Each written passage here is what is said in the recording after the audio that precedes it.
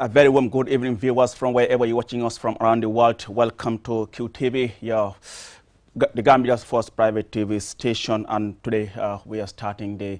much talked about parliamentary debate ahead of the 9th April parliamentary election here in the Gambia. We are broadcasting live from our studios here on Kairaba Avenue. My name is Alu Sise. I will be the moderator for this particular session, of course, the maiden program as far as the parliamentary debate is concerned, which is going to be daily from now to the 7th of April before Gambians head to the polls to elect who are going to be in the next legislature of this country. Well, viewers, this evening we are joined by two candidates, parliamentary candidates from Banjul North Constituency, and they are Mr. Usman Silla of the People's Democratic Organization for Independence and Socialism, PDOIS, and Mr. Momadou Lamin Biba of the United Democratic Party, UDP, who are here to be part of this very important debate. For the records, I mean, we have to make it very clear, QTV has reached out officially to all the three political parties contesting in the Banjul North constituency, but these are the two that have responded to our request to be here on this debate. The NPP's candidate, Sambanjai, withdrew in the last minute. Just to give you something about Banjul North constituency, it is one of the three constituencies in the Banjul administrative area, and it has 6,753 registered voters. Interestingly, these two debaters tonight actually we are part of the race in the 2017 parliamentary election. That's so the eventual winner, who is Mr. Usman Silla of PDOIS, who is seeking re-election on 9th April, got 1,007 votes, while his close challenger, of course, the same guy, Mr. Momadou Lamin Bah, who is here to also participate in the debate, got 781 votes under the UDP. I mean, before we go further, let's just try to make something very clear, just to share with you what the rules of these debates are, because it's important that we all know what the rules are. I mean, first, the debates shall last for 1 hour 30 minutes, and then the debate shall include short breaks. I mean, each of the debaters will be given 2 minutes to make opening statement. The same also applies for closing remarks. Candidates can ask each other questions and answer the moderators' follow-up questions as well. Debaters are to address each other by Mr., Miss, or Mrs.,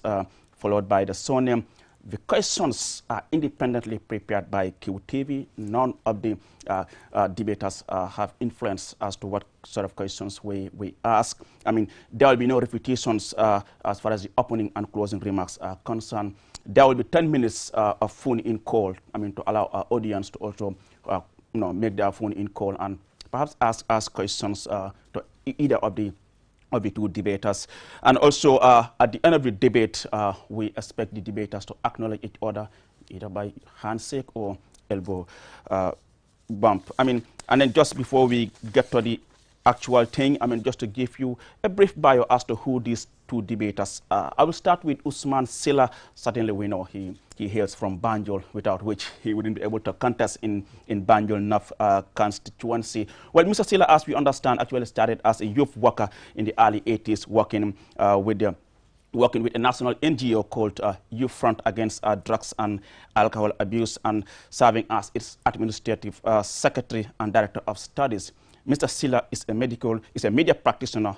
by profession, and has been the editor of a leading daily in the Gambia, Fourier newspaper from 2006 up to the time of his election as a parliamentarian in April of 2017. And now to Mr. Momadou Lamin Bah, who is contesting under the UDP ticket and is also here in the studio. Mr. Momadou Lamin Bah is an entrepreneur, social justice activist, human rights defender. He held leadership positions with several youth-led regional and international organizations. Among other responsibilities, Mr. Bah currently serves as the public relations officer of Banjul City Council. Previously, he was the chairperson of the Banjul Youth Committee, a board member of the National Youth Council, the National Enterprise Development Initiative, and the President International Awards, the Gambia, respectively. They have a quite rich biography. If we have to read all that here today, I don't think we will go into the debate proper. Well, just a brief bio of actually who these two debaters are. I mean, to start with, we will now allow this fine gentleman in the studio here just to give a 2 minutes opening statement. I will start with Mr. Momadou Lamin B. Bah, who is contesting under the UDP ticket. Mr. Bah, I will start with you. Just 2 minutes as opening statement. Thank you very much, Mr. Cisse. Assalamu alaikum to each and everyone watching this important platform right now. Assalamu alaikum also to the people of Banjul. More especially the people of Banjul North constituency. Assalamu alaikum to my parents and also to my wife, my better half. Assalamu alaikum to my entire team. Assalamu alaikum to Honorable Silla, who is here present. And assalamu alaikum to all the QTV staff, more especially the CEO of QTV, for allowing me to come and participate in such an important platform so that I'll be able to talk to my electorates concerning my candidature. Assalamu alaikum. Thank you very much, Mr. Momadou Lamin Bah. I will now pass the baton to Mr. Usman Silla. Well, thank you very much, Aliou Cisse, Mr. Aliou Cisse, and also by extension to the QTV for affording us this opportunity, that is those who are contesting to seek the mandate of the electorate of Banjul North to serve the Gambia at the level of the National Assembly, to come and present our programs to justify why we should be, for me, re-elected, and for the other contestants to be elected. This is a forum, as I said, it is very important. We need to nurture this culture of debate, healthy debates, so that the electorate at the end of the day will be able to make an informed choice. They need to hear from those that are seeking to serve them, to tell them what they want to do, how they want to serve them. As I said, I am seeking for re-election, and that I have been there for the past 5 years. I believe I have delivered to the best of my ability what is expected of a National Assembly member, both at the level of the legislature, at the level of the constituency, and nationally and internationally. I have been serving the people of the Gambia, thanks to the electorate of Banjul North, who had elected me in 2017, but also I've also been serving the constituents of Banjul North, both the residents and those who are non-resident. Thank you so much, Mr. Usman Silla. Like you said, I mean, you have served and you are seeking re-election. Whether you have served the people of Banjul North constituency or not, we will find out in the next 1 hour, 30 minutes. I mean, to start with, this question is going to both of you. I mean, what do you see as the constituency issues in Banjul North that you think is relevant for any sitting NAM to address? Mr. Ba? Okay, thank you very much, Mr. Cisse. If you ask me that question, I would be very glad to respond, because it is very important as far as I am concerned, and it is also part of my manifesto as an aspirant for the forthcoming parliamentary election. Understanding that indeed there is representation at the National Assembly from Banjul North, but as far as I am concerned, I am saying what we need is a better representation. And when I say a better representation, meaning the concern and the needs of the people of the constituency should be addressed through policy processes, which is very important. And I believe it is one of the things that I'm really going to do when I'm elected into office. Another thing has to do with legislation. We understand that National Assembly members, they are there to make, authorize, and also to repeal laws. And we believe that it is also very important to Yes, I mean, the question is, what are the issues in Banjul North constituency that you believe is relevant for any sitting National Assembly member to address? I believe that is exactly what I'm talking about right now. I'm talking about the better representation, which is very important. We are talking about the issues, not representation. What are the issues in your constituency? There are a lot of issues as far as our constituency is concerned. And to talk of which, you will come to realize that the people of Banjul North felt that they are not well represented at the National Assembly, which is very important. Because as electorates, they voted in someone who they believe will represent them very well. And to be honest, the outcome for the past 5 years is not to our expectation as residents and also the people of Banjul North constituency. And what are the issues then in that particular constituency? Example, you're talking about, you felt you have not been represented. Give us facts. What are the issues in your constituency that might, as a result of what you said, I mean, you felt not being represented? Okay, we understand that our National Assembly member for Banjul North is the chairperson for the Health Committee at the National Assembly. And of recent, we've realized the invasion, I can say, of the COVID, which was very, which was not very normal, and it has confined so many families within the constituency in terms of support. And we believe that it was very important for him to stand up, and also, like some of them did, to reach out to the people and make sure that all the things, not even all the things, but also to provide support as far as the situation was concerned, which was indeed very important. In terms of legislation also, we believe it is also an issue because there is lack of connection between us, the people of Banjul North, and our representative. We believe that the connection should be very close as far as representation is concerned. That is through engagement. Thank you so much. I will now bring in Usman Sida here. I mean, same questions to you. I mean, what do you think are the issues in your constituency that any serious norms so really should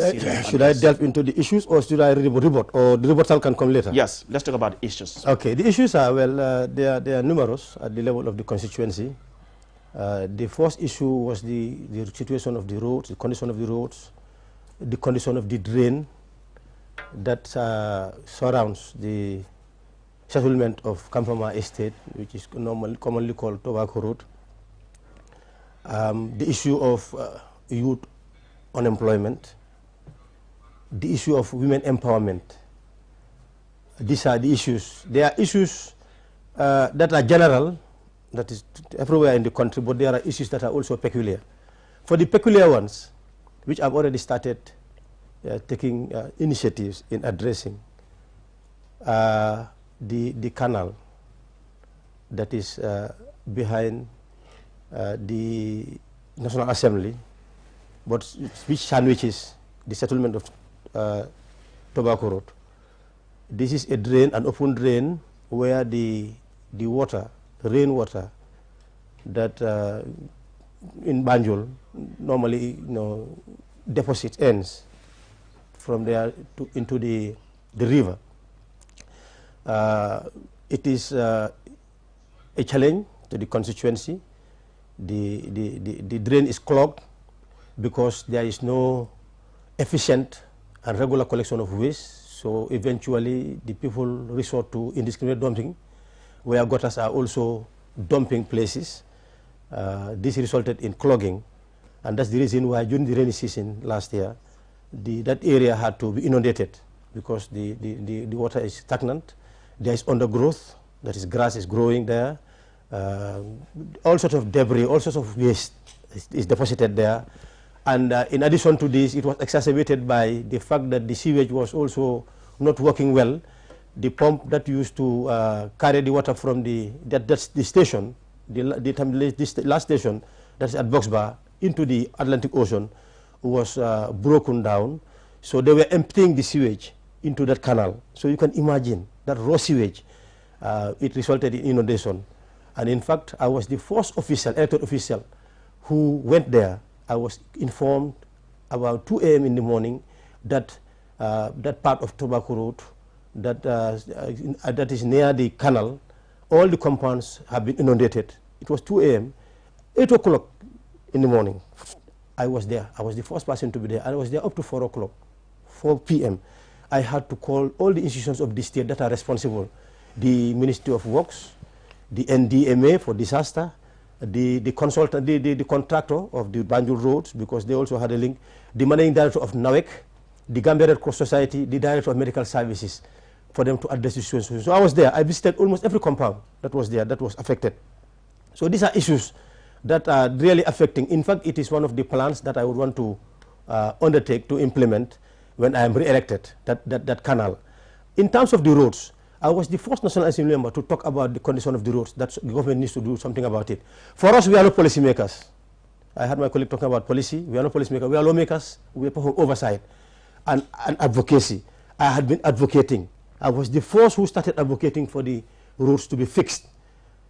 In fact, I did not even stop there. I even suggested to the government that when they are doing that, let them involve the Banjul City Council to be part of it. And the minister in his response even added Thank you so much, Mr. Silla. And now back to you, Mr. Ba. Earlier you talked about the issue of representation. How are you going to approach the issue of representation that you had mentioned earlier on, that was, you claim was lacking under the current National Assembly member? Yeah, I made it very clear before. Like I said, as far as representation is concerned, it is already existing as far as the National Assembly is concerned. But better representation, meaning to address the concerns and the needs of the people of Banjul North constituency through policy processes. And I also had my honorable member saying that I'm talking about policy, that we are not policy makers. Of course we are not. I know that very well. But at the end of the day, I think it is always important as legislators to make sure that there is always a guide in whatever we do through engagement. And better representation is very broad, to be honest. And one of the key elements, like I said, addressing the concerns of the people of the constituency, that is the need of the people. And how can you do that? You have to engage the people directly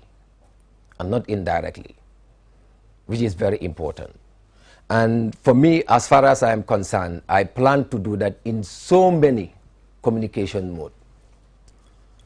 because it is very important. Like the saying goes, you cannot govern or represent your people when you don't understand them, which is very key as far as representation is concerned. You talk about the concerns of the people. What are these concerns? He made mention of some of the concerns, which is very important, because like you said, we should talk about the issues, which is very important. He talked of going to Tobacco Road Estate to see how the drainage was. That is the ring canal, the main ring canal. And also talking about waste that we are dumped at the ring canal. Of course, it has contributed some of the issues, but I cannot say that as far as the waste collection system at the city, as I am talking to you, is very efficient. If he doesn't know, I will tell him. But I also believe that he doesn't know because he's not staying within the constituency. That's not where he lives. But for me, as a resident of Tobacco Road, I understand that it is still under construction, and the contractor have already started work as far as the Banjul rehabilitation project is concerned, because part of the rehabilitation project is to work out the drainage system of the city. And we believe, as far as we are concerned, it is just a mirage that happened. And as an authority working under the city council, we were able to take measures also by reaching out to the people. He's talking about getting the information by 2 a.m. and was there by 8 a.m. We believe we were there. And when we were there also, we made impact because people were really affected because the water was coming from the drain to their compounds. And you will come to realize that even some of their rooms had water. And one of the things that we did, because I am part of the team as far as the city council is concerned, what we did was to make sure that we respond positively towards what was really happening. And we believe responding to disaster is always very important, but respond positively. We just don't only respond by visiting. We responded by making sure that we helped them to make sure that we provided the truck that was able to suck the water that went to the compounds. And we didn't only stop there, because some of these families within the constituency, especially Tabakuru, really suffered during the process. So we tried by all means to come up with some essential food items to help some of them, which we believe it is also the right way of supporting the people. But I am also talking at the level of the local authorities at the city, which I was part of the team. And I believe I am still part of the team, because one of the things that I believe is that, and which is also really lacking, is the National Assembly members working with the local authorities of the city, which is very key. Thank you very much, Mr. Ba. Mr. Silla, how do you respond to what he said? I mean, in fact, he said you don't even live in Banjul, if I get him right, and you are representing people of Banjul North constituency. How do you represent people that you don't live with? Well, it's important for people to know what they are supposed to do, what the role of a National Assembly member is, unless you are ignorant. He's talking about we. I want to know who the we he's talking about, because he is not elected. You are asking me the question to tell you what are the issues and how he intends to address them. He's telling you we, responding to what I have said, and I want to know that we. Of course, I am, when I came into office, I was the first, you know, we don't brag, but it's good to tell people who want to ignore what you have done, what you have done. I know people are there. It's very glaring what I have done. It's very glaring in the whole country. I was the first National Assembly member ever in Banjul to open an office. And the purpose of this office is for people to have access to me, and that's an issue. People do not have access to their representation. I was the first national elected member of parliament who started organizing community meetings, constituency consultations, going to the community to inquire about their issues, to take it back to the National Assembly, or tell them what I have been doing and what others have been doing at the level of the National Assembly. I was the first who had started this. It was the COVID that aborted it. I have been doing this, and there's publicity around this. I heard that some of the contestants are saying that they should elect those that are resident. Is it that those who are voters at the level of Banjul North and do not live there should not vote for them? Because it's a right. Once you have attained the age and you are a Gambian, you should be able to offer yourself, or you should be able to vote. And you understand the situation. Not every voter in Banjul North lives there. So does that mean that those who are not resident there should not be voting, or should not be voting for those who are resident there, if that is the claim? You see, the proximity in terms of representation is more relevant to local councils than National Assembly. Us is national. I have a national responsibility. But equally, I am also obliged to know the concerns of those that have voted me into office. And that's the reason why I have done this. I've opened up an office for people to have access to me. I have been going to them for people to have access to me and for me to know the issues. And these are the issues that have been taken to the National Assembly. For me, representation is all about knowing the concerns of the people. For us, our role as National Assembly members is to be making laws, to be serving as oversight, and also to be representing them in terms of advocating for their issues. And this I have been doing. As I told you, the issues that are there in terms of youth unemployment, my reaction at the, you know, there are two arenas. We operate at the level of National Assembly, we operate outside of National Assembly. At the level of National Assembly, my role is very outstanding. At the level of plenary, at the level of committees. I will come back to Ba. Actually, we visited Banjul North constituency where we spoke to some locals. We'll bring that a clip in a moment. But he said you said we. Clarify. When you said we, who are you referring to? And he talks about the issue of having an office to serve as a link between him and his constituents. In your opinion, do you think this office is really serving the purpose for which he created? Thank you very much. And I just want to tell Honorable Silla that he has to be very honest to the people, more especially the viewers right now. Because if I say we, I believe in teamwork. I am an individual indeed. But whatever I do, as far as my life is concerned, I always make sure that I do it with a team. And this is always who I am, and this is always who I will always be. And I believe if he really want to know why I said we, indeed, like I said, I have a team. And the team is always willing to work with me. And I really thank God for that. In terms of the office that he is talking about, I can say that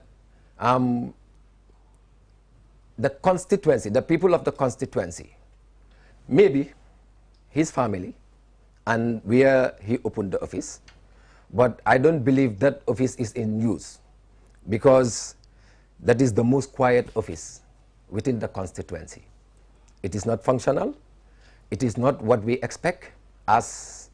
the office of the National Assembly representing us, because we believe in ingredients as far as having an office is concerned. You just don't open an office and say you have opened an office. For what? The people have to understand. And how can you make the people understand? Through consultation.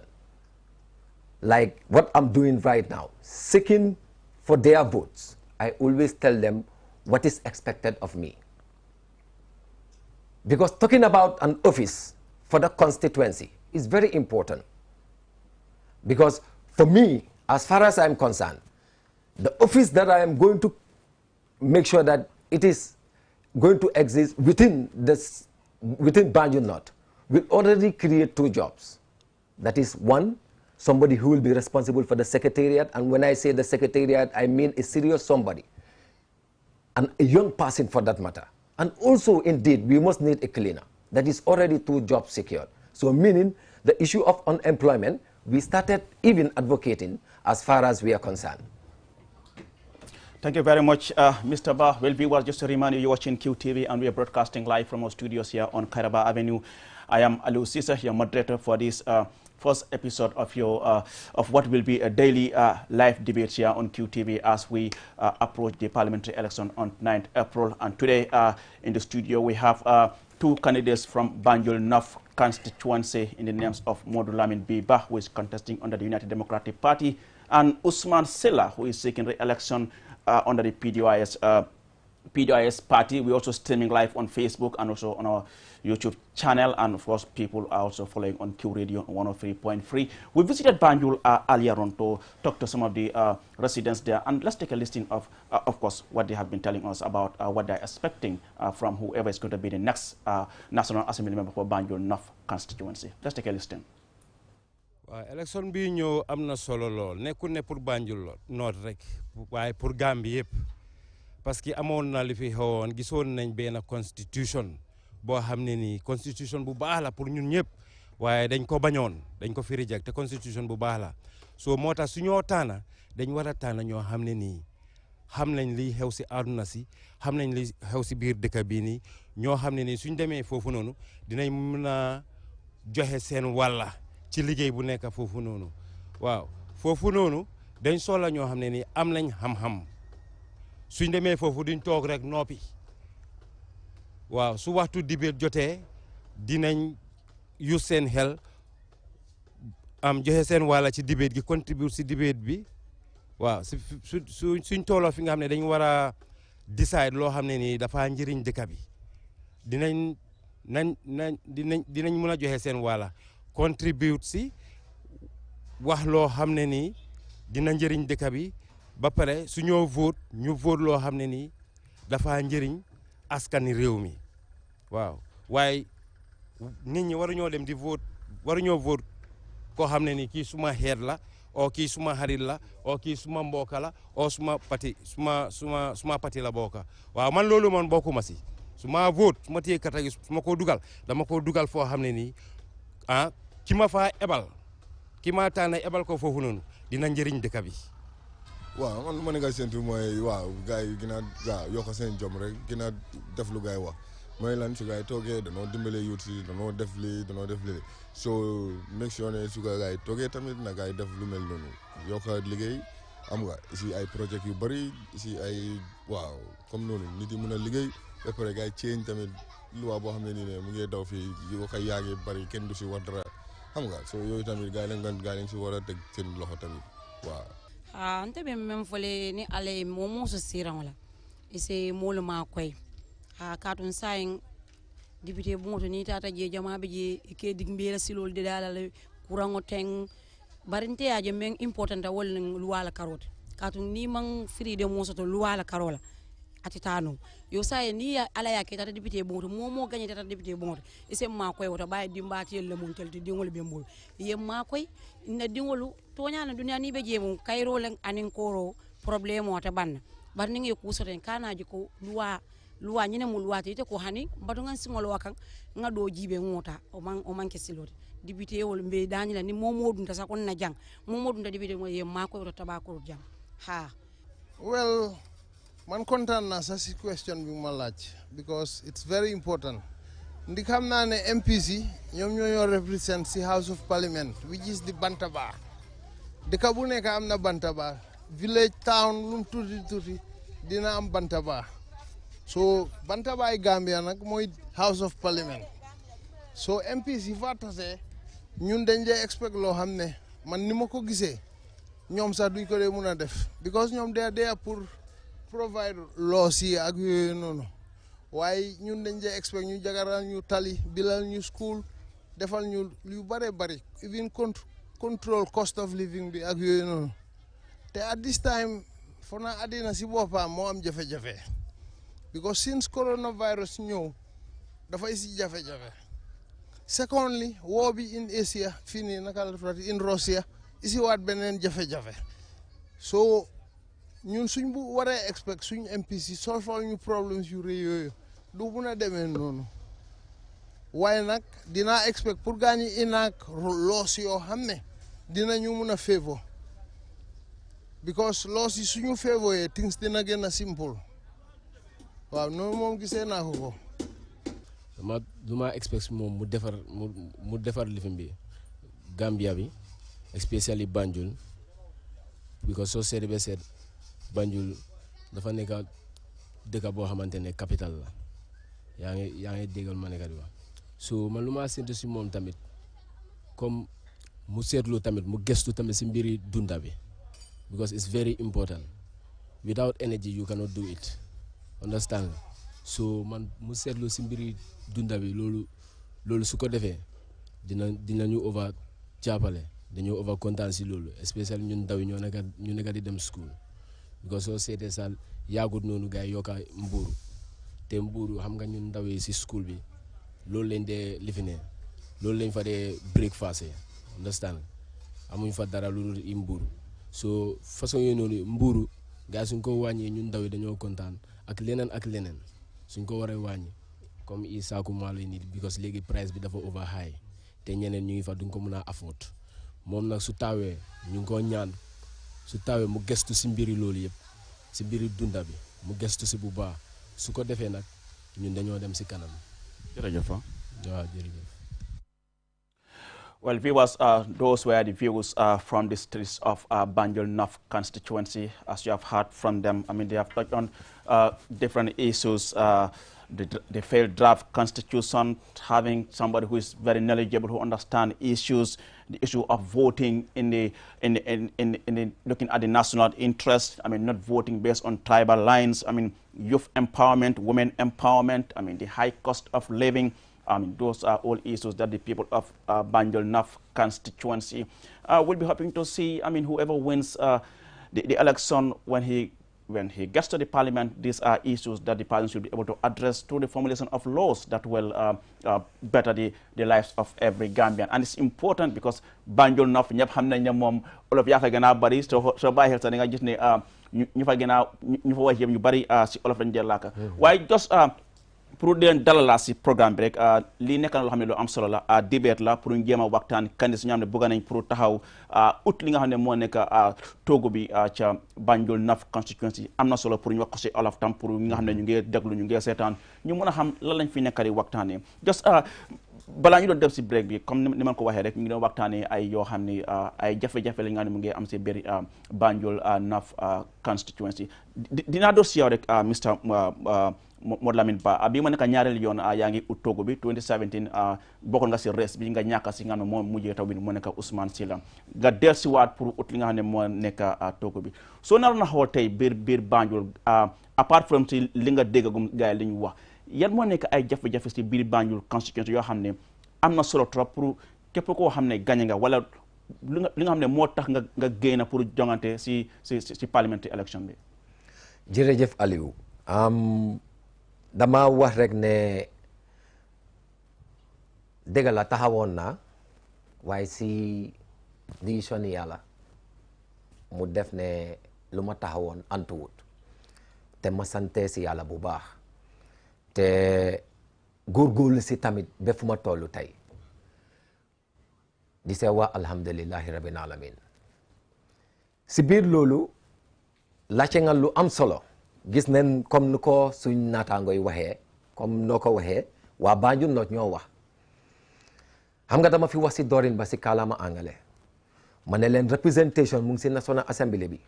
but fu mu nekk ni ñun waa Banjul North den soxla lu ñoo oyee better representation parce que ñii lu ñu wax yëpp concerns la te taxut ne ñu ngi amoon koo xam ne mu ngi fa nekkoon mu ñu loon represent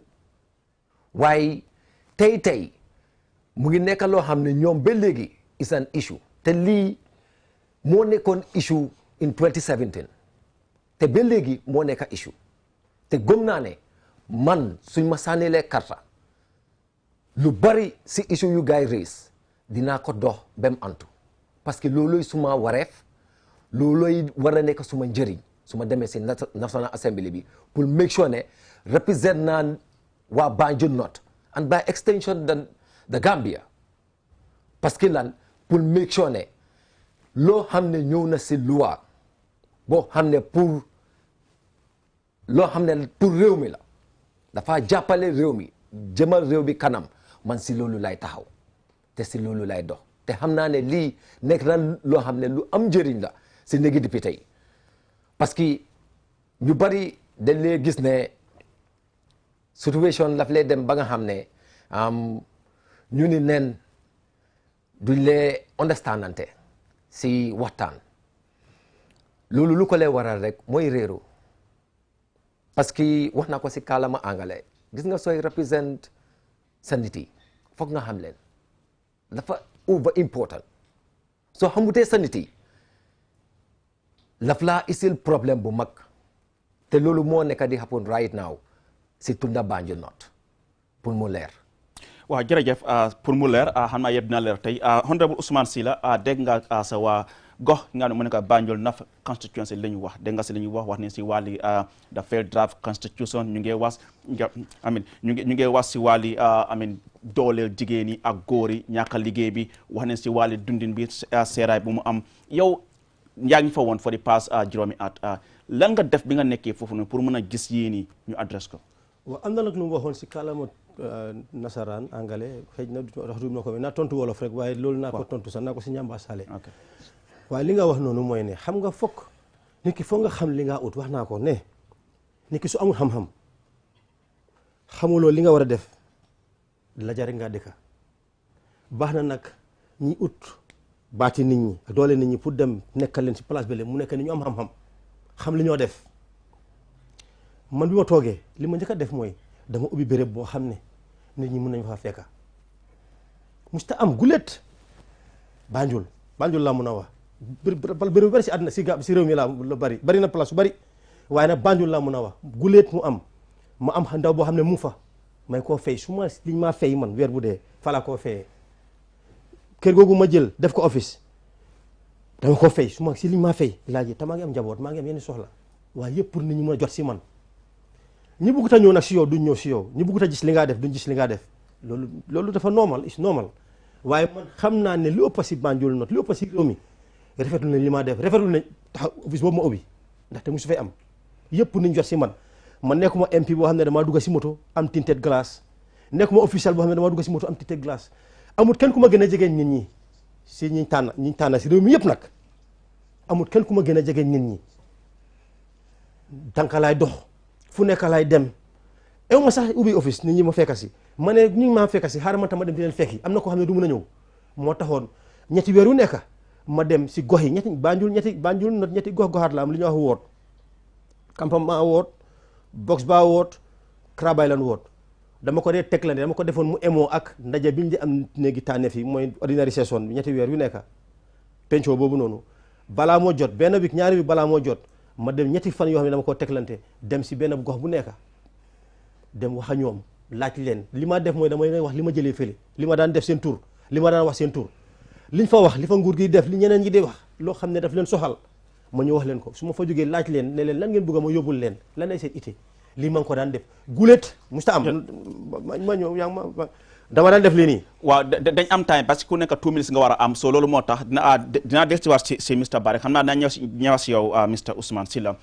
just bu njëkk bi ñu ngi doon wax ne yëfi draft constitution bi yëfi dunda bi yëfi youth empowerment ak dooleel jigéen yi yow yaa ngi ut pour dugga si nekki National Assembly tey yàlla su defoon nga falu nga nekk fa si néegi député yan luwaa yu ees ngaa indi pour mën a gis ne dina mën a saafaral jafe-jafe yi nga xam ne dégg nga waa Banjul North di joytu loolu Aliou la fa over am solo waaye tamit dinaa la wax ne man mii suma boppa dama yëngu si lu bari loo xam ne la fa am pour defa women and youth empowerment te loolu ñu ne comme lu ko olof Njaay di lay waxee saabu du fóot boppam daanaka dox neen si sarta yu bari ba nga xam ne tey am neen lu angale di lay wax success stories si ndaw yoo xam ne jàppale nañ leen ba tey am neen scholarships yoo xam ne amee nañ ko si city council bi ñu ngee jànga am na ñoo xam ne sax daanaka ñu ngi dem jàngi ji métier yoo xam ne tey mu ngi leen naa njëriñ ba nga xam ne ñu ngi mun a dugal saaku maalo si seen biir kër yi soo ñëwee si luwaa yoo xam ne amal na ma intérêt torop as far as I am concerned lu si njëkka jiitu mooy term limit lii la fa nekk lu important loo xam ne wan nañ koo càmbar si néegi député yi pour make sure ne am na si réew mi parce que soo ko bàyyi xel dëkk yu am term limit yëpp dëkk yooyu ñu ngee dem si kanam waaye tey term limit nekku si réew mi teg da nga lee gis am na ñoo xam ne dañ fa lee nekka ba nga xam ne duñ fa amaat ba njëriñ moo lee tax ñu bari tontu dictators parce que soo overstay rek at the end of the day doo xamaat la nga bugg a def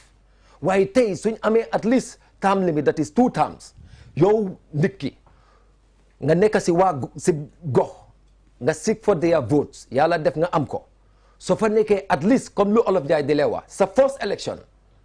nit yi ñoo laa votal waaye sa second election yow yaa am pour votal sa boppa te xam naa ne ñun si façon ngi nit yooyu leen bokka parce que lu ñoo def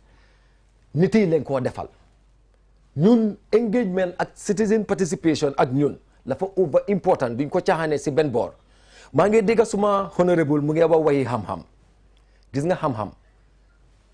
pour sola te si suuf la mun a nekka sometimes xale mun na koo for mag mun na koo for te di ko leeral ne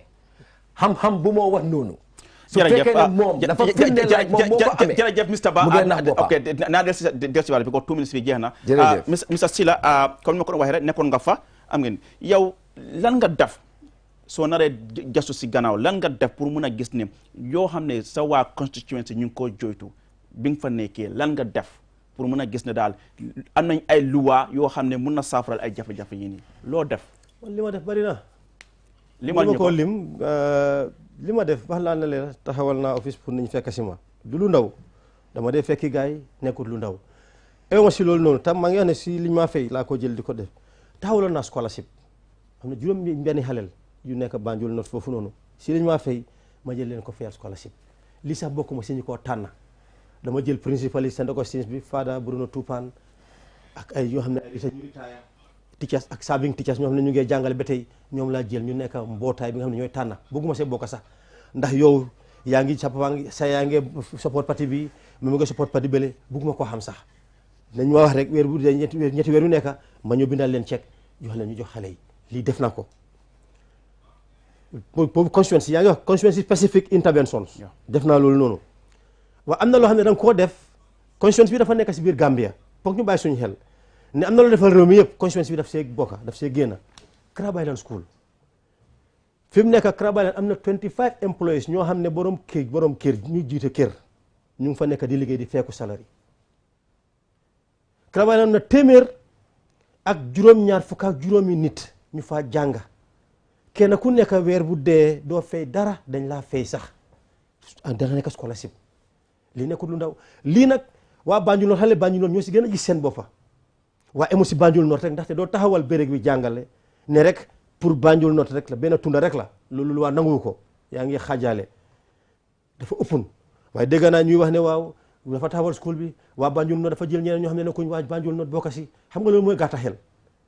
mooy ne xamuñ am na ñu wax ne waaw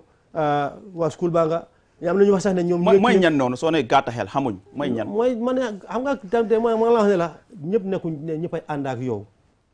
ñi àndut ak yow laa wax te ñu néew lañ man maa ngi la wax ne man góom naa ne ñu néew lañ Banjul North xam nañ li ma def Gambia xam nañ li ma def lii mooy li ma laa limal nii ne li ma def nii jërëjëf Mr Sila daf dee gàtta nag dafa mel ni nag def sa time bi daf dee gàtta sa time bi dafa jeex 2 minutes dinaa ñëwaat si Modou Lamine Ba tey soo doon naroon dugg si National Assembly bi ban luwaa ngaa njëkkaa puus pour mën a gis ne mu am si réew mi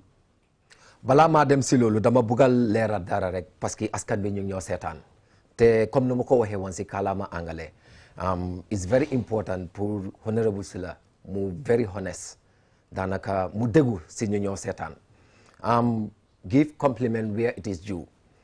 mu ngi fi wax waxi Crab Island that is the Tibet maa ngi ko yëgal si lum yëg wala si lum yëgut man mii suma boppa contribute naa si a lot through the city council parce que ñëpp xam nañ ne land boobu that is Crab Island School Banjul city council la ko education joxoon te ñun bokkoon nañ si ñu toog càmbar mbir bi ba la ñëwee si proposal bi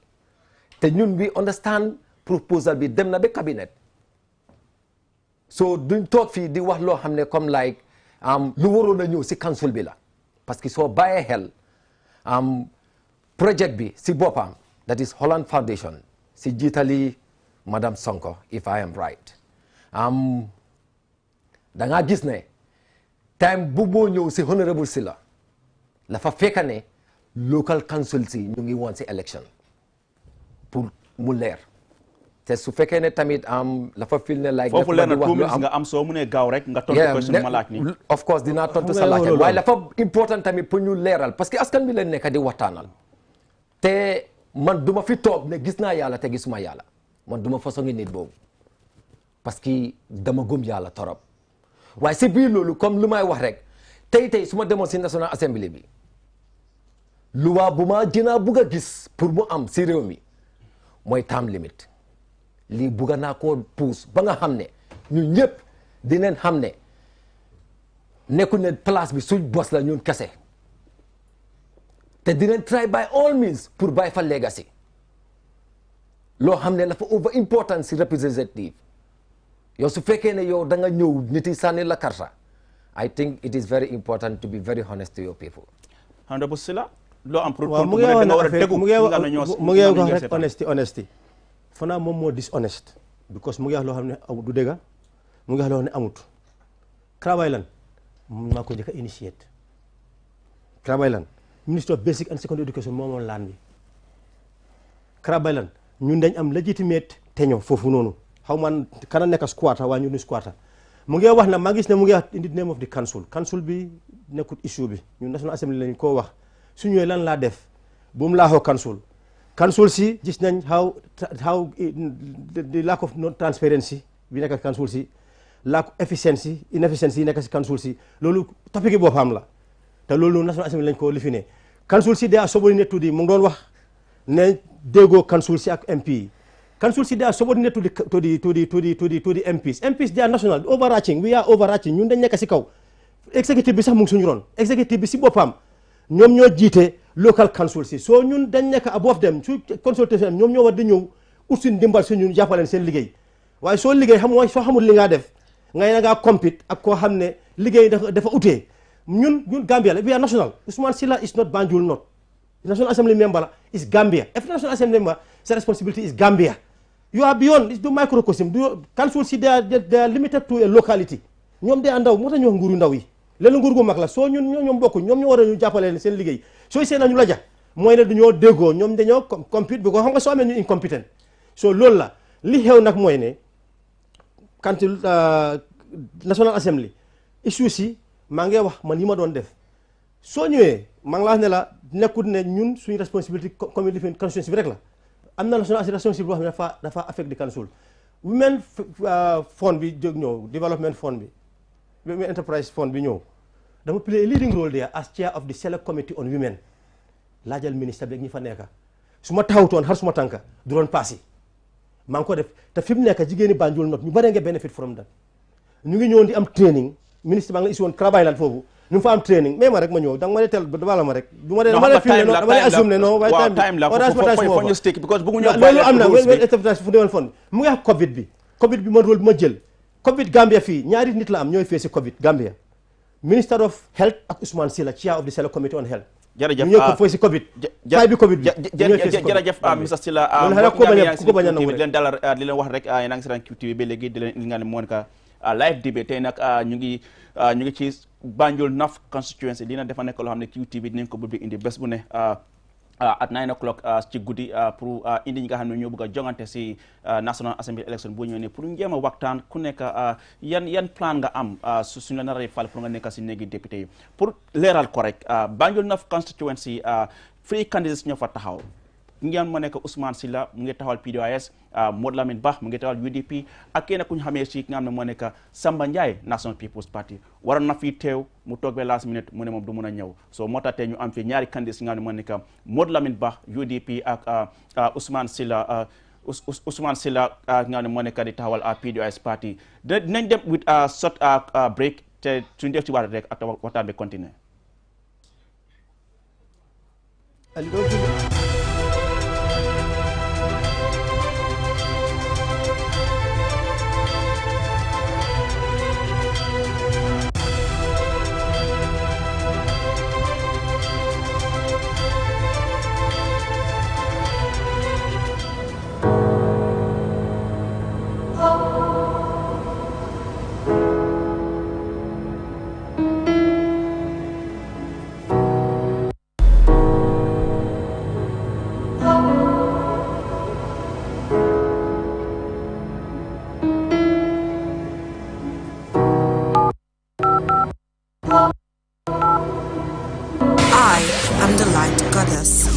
Everything I touch turns into light. I am the light at the end of the tunnel, and my technology is the answer.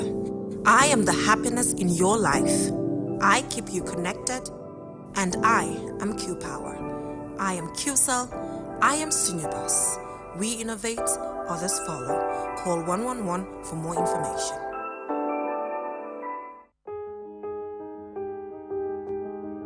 With so many things to do in a single day, it's important to have a network you can trust. When there's family and friends to connect with and business calls to make, you need a network that is reliable and fast.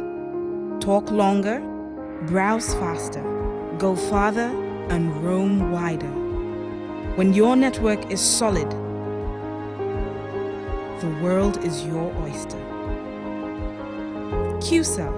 your trusted network in the Gambia.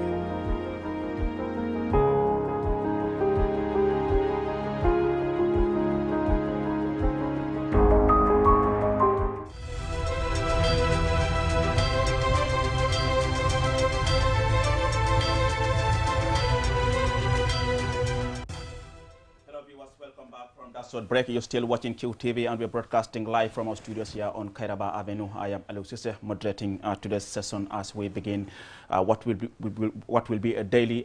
live debate here between candidates who are contesting for the upcoming parliamentary election here in the Gambia, and this is QTV, the Gambia's first private TV station. Yes, balaa ñu doon def si break léegi dinaa leen bàyyi waxtaan bi tàng na bu dee laaj Mr Ba ak Mr Sila bu dee laaj amante ngeen di nga bëgg a laaj wante rek mu ngi koo laaj Mr Ba. waaw jërëjëf Mr Cissé Honorable Sila, with due respect la fi wax ne daanaka affaire yi women empowerment fund bi. women enterprise fund bi rather women enterprise fund bi dox na si i jéego yu bari in terms of making sure ne pass na in parliament. su fekkee ne loolu am na tamit dinañ seize opportunité bi pour gërëm ko si loolu parce que loolu dafa important trop waaye ma won ko ne tamit ne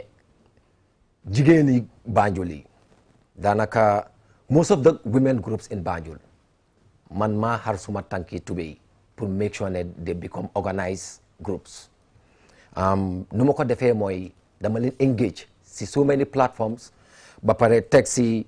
most of them seen constitution maa ko defar te amuma si loolu tamit dama leen won the process bu gaay di register yi ba nga xam ne sane si biir loolu women enterprise fund bu ma wax ni xam naa si lu bari parce que yëpp mu ngi commencé si mayor Rohey Malick Lowe te ma may communication officer mayor Rohey Malick Lowe te lu ma leer laa si xam waaye si biir loolu tamit ma bugg a koo laaj rek moom mu ngi fi wax affaire yi youth empowerment also naka la nekk di jàppale young people of Banjul North parce que ñun Banjul North constituency leen nekk di seek for their votes and I believe it is very important pour askan bi tamit xam moom naka la nekkoon di representer o dimbali waa Banjul North, that is the young people of Banjul North. Loolu laa ko bëgg a laaj. waaw li ma njëkk a jërëjëf si laaj bi ma laaj noonu li ma njëkk a bëgg a tontu mooy ne li nga wax noonu women enterprise fond bi jógewul si ki nga wax noonu mu ngi jógee si ministre bi ñoo ñëw ak seen bill government of the Gambia di ko jox leen crédit bi ñoom ñoo ko isi man dama nekk koo xam ne nekkuma si National Assembly bi lu ñëw rek ma tàccu nekkuma tamit lu ñëw ma bañ lu baax la pour jigéen ñi bi mu ñëwee man ma nekk ki nekk boppi kuréel gi saytu jigéen ñi si réew mi yëpp man maa nekk boppam si néegi tànneef yi mu ñëw suma comité ñu jox ko ma tànk yaxati suma tànk yi tubee gis ne jàll na man maa yeneen comité yi nga xam ne ñoom ñoo ko bokkoon waaye maa jëloon di lead role maa nekkoon si boppa bi jógewu fenn fu doon government of the Gambia ñoom ñoo ko isi jógewu fenn ku la wax loolu noonu mu ngi laa nax o soo ko xamul ma xamal la loolu noonu jigi xandaw yi karabay lan rek seede la xam nga man du ma dee wax man duñu li nga def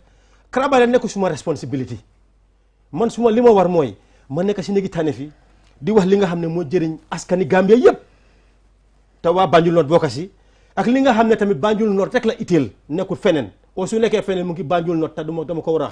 maa ngi koo wax maa ngi koo dox si néegi tànneef yi lii nii moom ñëpp a ko seede maa ngi koo wax maa ngi koo dox mbiri jigéen ñi mbiri ndaw yi waaye karabay lan seede la ne fi mu nekk soo demee téeméer ak juróom-ñaar fukka juróomi ñooñu ni fa nekk ñëpp soo demee lu dem si juróom fukka Banjul North lañ jógee te ba tey njii nii bés bu ne xale yaa ngee ñëw foofu di ut si place loolu si jëliñam mooy pour tàggat xale yi ëllëg ñu munal seen boppa te li tax ma def loolu noonu du suma liggéey sax man du suma commandé li ñu wax commandé suma commandé mooy ma nekk si néegi tànneef yi loolu sax ma ko bëgg a laaj lan la dinaa ko laaj man suma koo laaj waaye li ma wax mooy ne man góom naa ne wàccoo naa ak Banjul North man ñëw ma ut place pour ut salari man dama ñëw pour liggéeyal doomi Gambia moo tax may sacrifice bi ñoo joxe moto ma ne bugguma bi ñoo joxe kër ma ne bugguma yëpp pour liggéeyal doomi askan bi suma salari lay jël di génne scholarship suma salari may jël di fay nit ku nekk suma office suma salari may fay rent suma salari yu bëree bëri may koo dugal man ñëw ma pour xaalis nekkuma koo xam ne dama am liggéey boo xam ne salari bi doyut ma bugg a salari bu yokku o ma nekk ko xam ne awma liggéey dama toogaalu si mbedd mi bugg a liggéey man dama ñëw pour liggéey du pour am salary dama ñëw pour liggéey Gambie coono gaa ngi si réew mi te na gi na tànne fi maanaam su ma taxawaay foofu noonu luñ fa wax luñ fa isi lu fa nguur gi isi mu lu naka lu baax dama see ànda luñ fa isi loo xam ne fa safaanu te lu njëriñ askan wi dama koo daaxa loolu record bi is there ngi leer nañ waaw leena rek balaa ma laa may chance pour nga laaj ci sa question bi am na loo wax nga ne nekkuloo koo xam ne da nga ñëw pour ut place wala pour ut salary xanaa da nga bëggoon ko Mr Bah dafa ñëw pour ut salary xam nga dama wax man suma fa laa wax man nekkuma koo xam ne damaa liggéey nekkuma subordinate kenn nekkuma si doon kenn koo xam ne damaa ñëw salary ma am doyut moom ma bëgg a yokk salary nekkuma koo xam ne tan dama toog awma liggéey di ut liggéey pour salary wax naa ko 2017 maa ngi ko répétaat 2022 ne Ousmane Silla te lim su ma jëf seede na loolu noonu Ousmane Silla ñëwut pour feesal poosam ñëwut pour ut pour daraja Ousmane Silla ñëwut pour ut pour puugari Ousmane Silla ñëwut pour rëy Ousmane Silla fa ñëw pour saaf Gambia tax soo xoolee représentation li ñoo wax oyof li ñoo wax am yëgeel li ñoo wax am yëg nit soo xoolee Ousmane Silla di nga ko fa gis duñ dee damu na ñu duñ dee dóor suñ jëna waaye nag léegi-léegi yéen ay lu def waxul léegi-léegi yéen ay foog nga wax ko am na ko xam ne dafa gis dëgga ndaxte mu ngi bugga rek dafa fata bootam Ousmane Silla li mu def am na nit am na right ne deful dara am na right pour wax ko waaye nag Ousmane Silla tam am na right ne def na dara man wàccoo na ak Banjul North li nga xam ne loolu sentu si tànneef defal naa leen ko ba mu sekk des na nag li tax may laajte mooy liggéey bi des na dama am na lu bari lu ma bëgg a ici lu ma bëgg a yokk si li ma doon def waaye nga ne am na loo bëgg a laaj ba waaye li ma ko bëgg a laaj mooy waaye just pour xamal ñi nga xam ne ñi nga sitaan tam xam naa ne dinañ ubbi lines bi maybe 10 minutes képp ko xam ne spécial ñi nga xam ne ñu dëkk Banjul naf bëgg a call bëgg a laajte question Mr Bah wala Mr Silla xam naa ne di ngeen gis number si on your screen soo leen bëggee call rek pour bokk si programme bi pour laajte seen question ci yes Mr Bah Mr Silla xam naa ne am nga question boo bëgg a laaj waaw Mr Bah Mr Modou Lamine LB Bah mu ngi doon wax ne tànnee fi nañ tànn koo xam ne mu ngi dëkkee fi nga xam ne fa la dëkka fa la ñoo ko wootee dégg naa lii mu ngi koo wax yàgg na di ko wax waaye li ma ko laaj mooy su fekkee ne koo xam ne dëkkut Banjul because man dama qualify pour contest Banjul li luwaa bi wax ordinary resident maa ngi fa am cosaan suma papa nga fa am kër suma mag yaa ngi fa suma jarbaat yi ñëpp ñu ngi suñu kër foofu noonu loolu moo ma qualify pour may taxaw Banjul North waa Banjul laa kenn mënu ma génnee Banjul North loi bi ma ko may ba pare fa la askano waaw den moom mu ngi wax loolu noonu xanaa nag bon dafa wax ne ñi nga xam ne ñu ngi wote Banjul North te dëkkuñ Banjul North xanaa ñooñu dañ waruñoo wooteel nañ woote waruñoo wooteel ñu ngi discriminate ñu ne ki fa dëkkut xanaa den ñi nga xam ne xam nga ñi nga xam ne ñu dëkkuñ fa di vote xanaa den ñoom waruñ leen a den waruñ leen xam naa understand na question bi léegi Mr Bah mun nga jërëjëf Mr Cissé for giving me the platform again Honorable Silla mu ngi laaj question boo xam ne daanaka gis naa ne la fa bëgg a isi misconception man ak nit yoo xam ne they are not resident of Banjul North ma yëgal ko ne man waxuma loolu man lu ma wax mooy la fi wax yéen a kaddu ne waste collection system bi daanaka is not working mu yëgal ko ne su fekkee ne loolu la moo wax nekkul di wax loo xam ne moo correct parce que ñun ñoo dëkk biir Banjul lii la fa leer de waaye waxuma ne ku dëkkut Banjul am voters card Banjul North mënuloo decide wala mënuñ laa votal wala nga votal nit waxuma loolu te du ma musaa wax loolu we understand that am na yéen a waa Banjul ñoo xam ne ñu ngi dëkk Banjul North tey ñu ngi setul si combo bi but they decided ne duñ change seen voters card as far as they are at least former residents of Banjul especially Banjul North so loolu na leer askan bi man Modou Lamine Bah waxuma loolu waaye dama ko yëgal ne su fekkoon ne mu ngi dëkk Banjul moom dina xam ne waste collection system yi Banjul bi improve na right now pour mu leer waaw. waaw just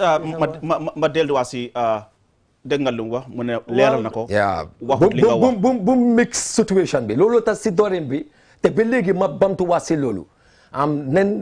nen def justice as far as this platform is concerned ba pare ñu teg ko si yoon.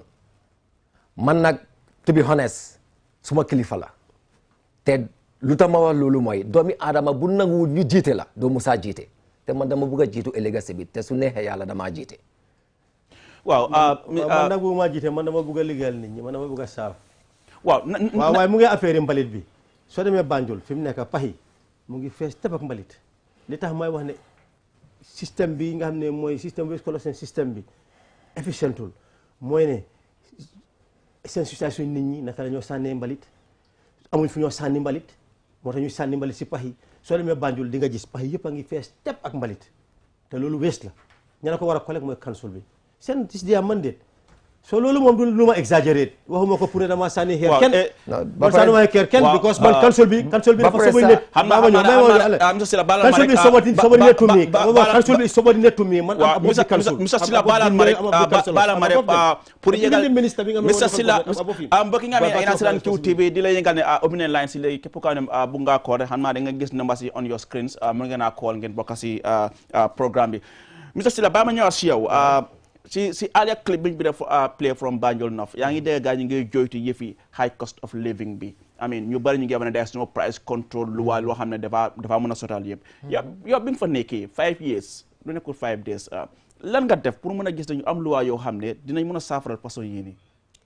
li tax dund gi seer mooy ne Gambia du ñoo def li nga xam ne moom du ñoo dundal suñu boppa li ñoo lekka ñun duñ ko dee béy fii duñ ko dee liggéey fii yu bari dañ ko jégaane te loo jégaani pour nga isi ko da nga wut xaalis si jàmbur xaalis dalasi bi Banjul rek la mun Gambie rek la mun a am mënut a dem Sénégal sax da nga wut xaalis si jàmbur boobu noonu mooy foreign exchange léegi dollar la léegi pound la léegi CFA la nga mun ko isi loolu noonu fan nga ko war a mën a jëlee man li ma dee wax ba ma dooree nekk si néegi tànne fi te ba tey man remind leen ne ba tey I am the sitting National Assembly member ba tey man National Assembly jeexagut de ba tey maay toggi maa nekk si toggu National Assembly Banjul North ba keroog bés bi nga xam ne ñu ngi war a waat ëllëg ñi nga xam ne ñi ñëw ñu ko ay 6 legislature bés bi suñu ne ëllëg la ñoo waat tey ji sala National Assembly bi di tas ba tey maa ngi ñëw baala ma li ma doon wax mooy saa yu ma taxawee maa ngi wax nguur gi ne nañ jël aleel dugal ko si mbéy mi nañ jël aleel dugal ko si géej gi nañ jël aleel dugal ko si suuf si lii mooy isi aleel suñ ñoo béy li ñoo lekka ndikoon li ñoo lekk dafa bari dafa ne gàñña te lu ne gàñña yomba lii mooy li simple price control dafa ñëw rek te price control sax Gambia mënu ko isa pour price control because Gambia ñoom cooxee ñu ne liberal economy la duñ def price control dañoo bàyyi market bi determine di prices mooy dañoo bàyyi marché bi tax wax njëkk yi soo li ko saafaral mooy te loolu laa daan wax soo demee nga xool Hansard National Assembly foo naa di Gambia yëpp gis nañ suma taxawaay jërëjëf Mr. Bah yow suñu naree fal looy def pour mun a gis ne si wàllin dunda bi nekk na loo xam ne adresse nañ ko especially wàllu defar ay loi yoo xam ne mun na ko adresse waaw loolu dafa am solo torop parce que tey ñu ni neen ñu ngi ko nekk di dundee te gis neen réew mi naka la nekk di demee in terms of su ñëwee si mbiri dunda bi xam naa ne nekk na lu important loo xam ne National Assembly member yoo xam ne ñu ngi teg over si su neexee yàlla foog ñu understand ne den am a big tax pour play comme a big role pour play pour make sure ne isi neen loi yoo xam ne la faa dooleel daanaka loo xam ne moom moo ñëw mun a yóbbu in terms of sustainability ñun réewi Gambia honorable Silla wax na ko fii suñ agricultural system bi war nañ ko jënaa dooleel te lii nekk na loo xam ne si néegi député yi war nañ koo càmbar seet naka leen a dooleel xam naa ne nag dina nekk loo xam ne du yomba du easy waaye suñ fi taxawee xar si suñ tànki tubéy parce que yàlla laf ñu may leena am nañ suuf si am nañ géej bi tamit pour Ministry of Fisheries am nañ géej bi am nañ jën yi so lii war nañ see taxaw bu baax a baax as National Assembly members pour make sure ne am nañ si luwaa yoo xam ne daanaka juddu réew mi dinañ si gis seen boppa ba pare tamit pour def si lu bari dama buggal wax leena rek then try comme like man I am complying as far as sa intervention is concerned in terms of time management man kenn jëlu ma bugg a wax lu ma bugg a wax fii waaye foog ma understand yaa ngi understand so ma stopee I stop which is very important dafa am solo trop am na foofa nga ne si wàlli defar lu waay baalal ma rek léegi right now am na ko nekk si line bi ok dem na ok just yaa ngi doon fi defar luwaay yow tey soo naroon dugg National Assembly fan ngaay dooree pour mën a gis ne luwaay yoo xam ne dina mën a soppi yi nii am nañ ko si réew mi fan ngay dooree. wax naa ko si dooreen bi fii ne lu bari la fa war a am si National Assembly bi more especially when it comes to the constitution even chambering new constitution. baalal ma rek Mr. Ba am nañ koola mu ngi si line bi hello koola mën nga ñu baaxee sa tur ak fan nga nekk di koolee. hello. ñu ngi laa dégg mën nga ñu baaxee sa tur ak fan nga nekk di koolee. waaw man la Diallo Tabakoro Banjul North. mën ngaa ñëwaat dégguñ la de. man la Mamadou Diallo Tabakoro Banjul North. ok jërëjëf Modou Diallo ñu ngi laa dalal si programme bi ban question nga am loo bëgg a laaj ñaari ñu fi toog Mr. Ba ak Mr. Silla. waaw question bi am dëkk Banjul North lañ dëkk. waaw ñu laa dégg. waaw man personnellement li nga wax mooy honorable Silla. nekkuñ di la dégg de. waaw man de honorable Silla si boppam Silla. waaw. waaw suñ député bi.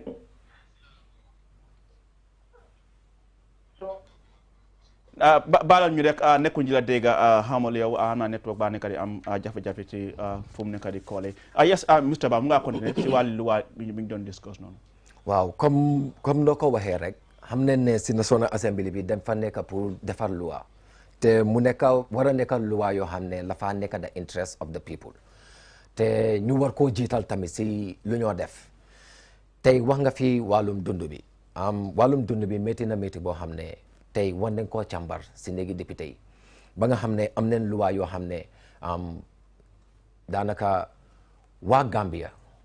that is people of Banjul North and by extension the Gambia gis nañ seen boppa more especially in terms of empowering them parce que tey honorable Silla wax na ko lu bari luñ lee lekka fii ñun Gambians yi wala most of 99% dañ ko lee import dañ ko jël import ko te mu nekk loo xam ne métti na torop economy wise baaxu sa si réew mi so lii war na moo nekk loo xam ne war nañoo seet i fana yoo xam ne war nañoo ñëw ak loo xam ne dafa dimbale réew mi waaye si biir loolu lu tax ma ne naka lañ ko mën a defee Mr. Ba def mel ni am nañ koola si line bi hello koola bu dee yaa ngi ñuy dégg rek mën nga ñu baaxee sa tur ak fan nga nekk di koole. asalaamaaleykum man la Bintu. waaw Bintu foo nekk di koole. maa ngi koole Serekunda. waaw ok. dafa. Serekunda. waaw dafa am loo bëgg na laaj ñaari Mr. Ba wala Mr. Silla. waaw dama bëgg a rafetlu programme dama bëgg a rafetlu programme bi rek ne debate bi important na trop. jërëjëf ñu ngi jaajëfal King TV ak ñaari debaters yi. so ñu ngi wax tamit honorable Silla ne appreciate nañ li mu wax trop he spoke very eloquently. ba pare ñu ngi ko jaajëfal di ko wax ne ko gis nañ liggéey bi mu def. te normal li mu toog di wax nii ñun xam nañ ne moom ñëw pour uti xaalis wala dara. parce que soo gisee National Assembly members yi nangu nañ fi kër nangu nañ fi moto. waaye moom nangu fi yooyu noonu yëpp jërëjëf because phone calls yi pour ko am ne am na loo bëgg a laajte rek Mr. Ba wala Mr. Silla moo tax exactly especially nga xam ne ñu ngi dëkk fële ca Banjul North waaye even though mun ngaa dëkk Banjul North te waaye mun naam yaa ngi stay Serekunda wala feneen mun ngaa call waaye phone call yi pour laajte questions la xam naa loolu moom war nañ koo leeral ñi nga xam ne ñu ngi call yes Mr. Silla mun naa del si yow rek amin dégg naa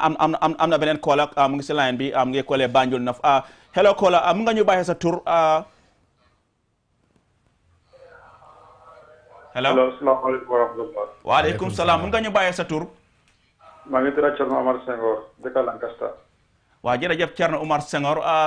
ban question nga am loo bëgg a laaj Mr. Ba ak Mr. Silla. Okay, first question from Mr. Silla to Mr. Silla. waaw. mooy maa ngi yaakaar ne moom foogul ne dafa war na go a step further pour mu taxawal mais instead of like Banjul North because gis neen moom liggéey bu rafet bu fi def. waaw jërëjëf beneen question bi. Mr. Ba lu ma ko laajte mooy like how will I put it? Mr. Ba question bi ma ko fàtte waat daal. man si la moom question boobu la xaaral. waaw jërëjëf Mr Senghor si call boobu Mr Sila. waaw jërëjëf Thierno Omar Senghor waaw li nga wax noonu xam naa ne da nga rafetlu li ma def rek waaye ma wax lan tamit ne liggéey bi ma am nii mu ëppa maxaama su fekkee maxaama la mu ëppa njëriñ su fekkee njëriñ la pour askani Gambie yëpp nii ki meeyo liggéeyam mooy gox rek la am benn tunda la am mooy tunda bi mu nekk su fekkee Banjul la meeyo Banjul su fekkee meeyo Banjul la Banjul rek la su fekkee KMC la KM rek la su fekkee chairperson la so bii moom mooy saytu àddina bii moom réew mi yëpp la bii moo ëppa maxaama te foog naa ne fii la gën a amee njëriñ ndaxte li ma def mu ngeen njëriñ waa Banjul mu ngi am impact si waa Gambia tamit mu ngi am njëriñ waa Gambia mel ni daal place ma nekk ni daal su fekkee liggéey réew la waa place bi mooy gën pour liggéeyal askan bi because mu gën a yaatu moom nga gën a mën a am njëriñ si réew mi jërëjëf si li nga rafetlu naa ene gi nga am ne yaakaar nga ne Banjul yow da nga bëgg a Banjul gën a njëriñu li ma def waaye foog naa ne tamit Gambia yëpp su njëriñoo Banjul ak si biir Gambia Banjul tam na njëriñu jërëjëf. jërëjëf just earlier on biñ dooree programme def mel ne am nañ beneen Kola jërëjëf ñu ngi laa dal ci programme bi mun nga ñu bàyyi sa tur ak loo bëgg a laaj. salaamaaleykum Aliou. yes waaleykum salaam mun nga ñu bàyyi sa tur Aliou man la sa oncle Serigne Babou Niang. ok Serigne Babou Niang jërëjëf ñu ngi laa dalal ci programme bi loo bëgg na laaj ñaari candidates yi. xanaa di ndokkale Ousmane si la rek. di ndokkale Ousmane. di ko nag mu gën a góorgóorlu rek gis nañ liggéey bu rafet bi mu def. ndax am na loo bëgg a laaj am nga any question boo bëgg a laaj da nga am question boo bëgg a laaj wala liggéey bu rafet bi mu def. waaw dañ bëgg a xam ne ndax am na question boo bëgg a laaj. non aw ma benn question. ne ko waaw rek jërëjëf jërëjëf Mr Ba si doorin programme bi. balaa ngaa dem fooda dama bëgg a clarify dara rek. parce que honorable mu ngi fi wax lu important te I believe ne it is always important as people of Banjul pour ñu understand leen ñun tey soo gisee ñu toog si plateforme bi dañ fi toog pour waxtaan askan bi. maybe formati QTV moo tax mënuñoo duel more in terms of lan leen bugg a def ak naka leen ko bugg a defee waaye tamit pour leeral askan bi tamit you can go ahead you have the time moo tax ku nekk ñu laaj 2 minutes so it's always good you manage your time and then go straight to the point. dafa am manifesto te moom si boppam moom honorable Sila moom fil na ne like man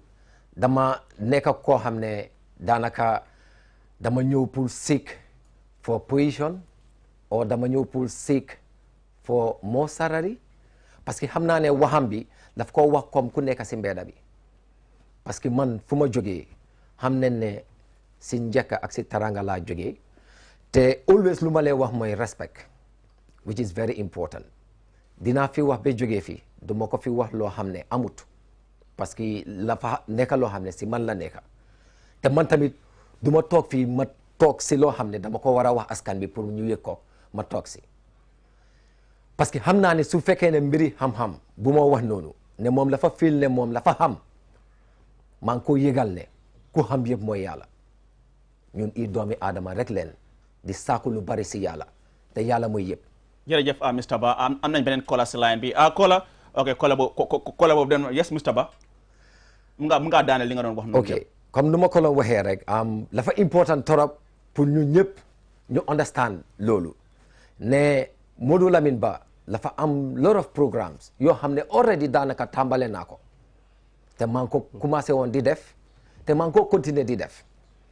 te lu ko manifeste nañ dem si ground bi. dañ toog si télé bi xam naa ne most of ñuy seetaan sax daanaka waa Banjul la ju bari right now nekkuñ di seetaan plateforme bi waaye ñun suñ demee seen biir waaw mun ngaa ree because yow yaa ngi ñu jàppee comme like ñoo xam ne den foni waaye yàlla xam na ne ñun njëriñ buñ am pour Banjul not fekkut la si yow honorable Sila that is the truth and that is the honest truth te loolu nekk di mbuboo yëpp ñun xam neen te a clear manifestation is comme noo ko gisee rek some of the callers sëñ Babou di suma daat maa ngi ko rafetlu bu baax waaye the thing is nit ki tamit su defee liggéey bu rafet waaw da nga ko rafetlu waaye at the same time tamit bu lee jël crédit bi yow kenn loolu tax si doorin ba ma ne wii parce que man lu may def rek team laa ko lay defal mu ngi fi wax tamit loo xam ne man waxuma ko because mu ngi compare boppam ak mayor man mayor taxumaa toog fii but maa ngi liggéey si city council bi indeed te loolu rek la fa doy seede liggéey bu rafet bu ma def pour waa Banjul tey man United Democratic Party la waaye suma parti mu start reflect si suma liggéey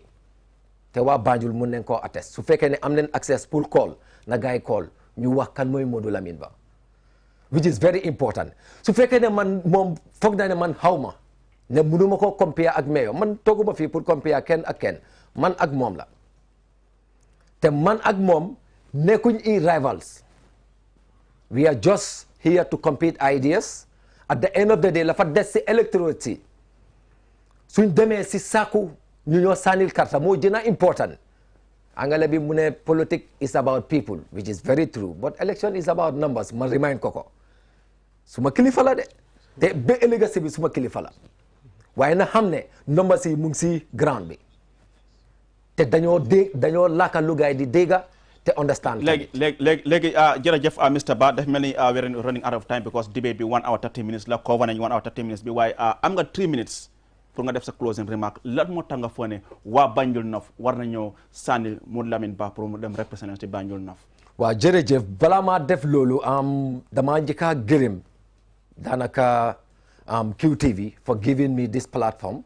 pour ñëw pour waxtaana askan bi which is very important di gërëm tamit ñu ñoo seetaan ñëpp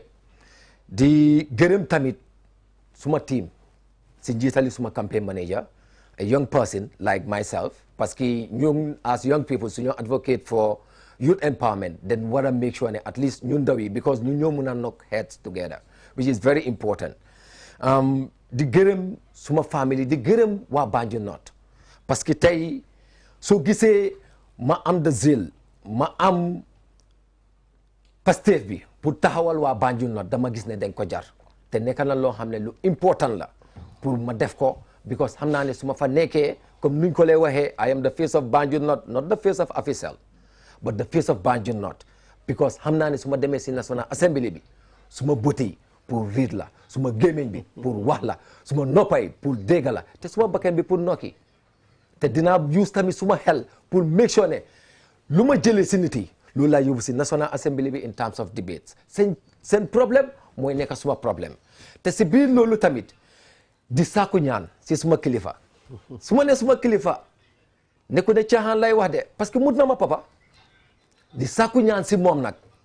mu ñaanal ma yàlla def ma nekk the next National Assembly as far as this forthcoming election is concerned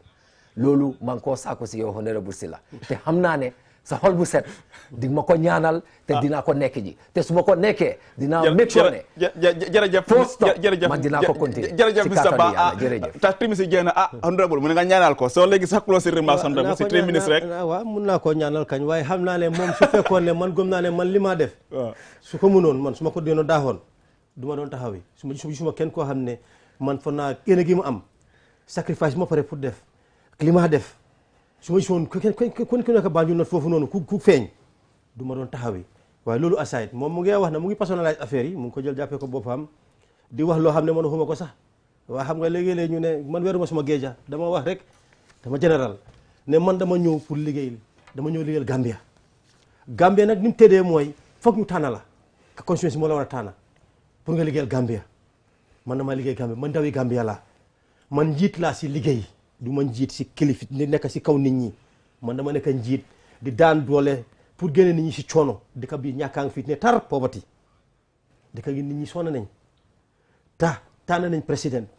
dénk ko aleel fi mu nekk ñu ngi ko dénkal lu jëm si $2.2 billion si 23 billion nearly 23 billion dollars lañ ko jox pour mu liggéey at biñ nekk nii président boobu noonu ñi ko wooteel dañu bëgg mu liggéey ñi ko wooteelu tamit seen bëgg mooy pour mu liggéey dafa war a am ñoo xam ne dañ fa war a dem saytu gis ne liggéey na ñoo xam ne du ñëw rek lu ñëw mu tàccu lu ñëw ñu bañ ñoo xam ne dara nekkul seen njëriñ dara nekkul seen ité dara nekkul seen bugga lu mooy ponka boobu noonu bi nga xam ne moo nekk si constitution yi si bàkki réew mi section 112 bi ne koo xam ne dañ la war a tànn nga nekk suñ la tànnee nga nekk néegi tànnee fi National Assembly member da nga war a fexe ba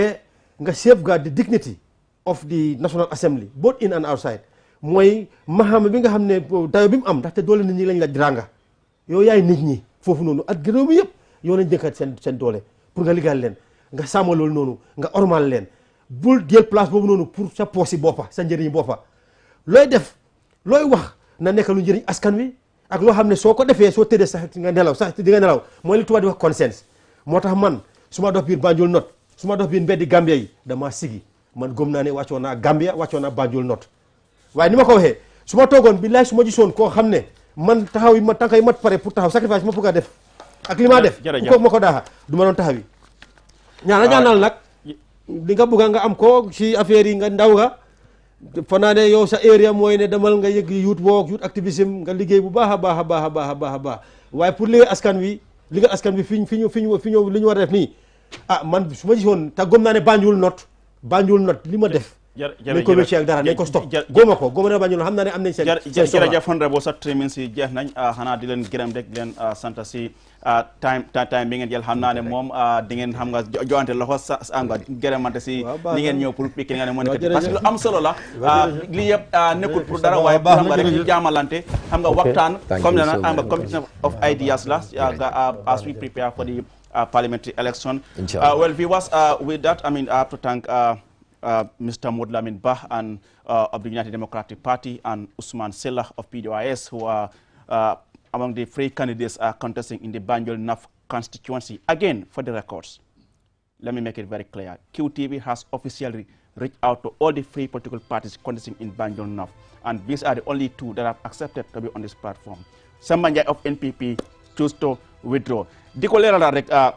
debate bi QTV dañ binda ñetti parti nga ñu contest Banjul North PDOIS Ousmane Silla UDP Moulamin Ba ak nga xam ne moo nekk Samba Ndiaye NPP biñ ko defee Samba Ndiaye NPP mu ne moom du mun a ñëw bokk si li nga xam ne moo nekk debate bi ñaari ñi nag ñoo nangu pour ñëw fii jàkkaarloo ak askan wi waxtaan ci li nga xam ne loolu moo nekk seen programme ak policies yi nga xam ne bëgg nañ koo def suñ demee National Assembly pour mun a wecci seen li nga xam ne moo nekk Banjul North constituency. Tomorrow,